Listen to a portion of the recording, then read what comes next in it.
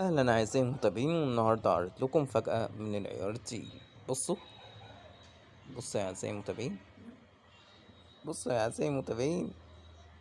خلاص هانت أوي يا أعزائي المتابعين.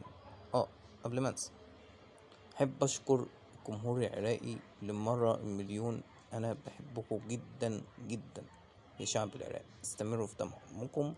أنا بحبكم جدا يا شعب العراق، والله العظيم بحبكم جدا. نخش على التأليف يا أعزائي المتابعين. أغنية حزينة جديدة طبعا. احنا تأخرنا شوية في تأليف القصص، بس إن شاء الله هننزلها قريب جدا.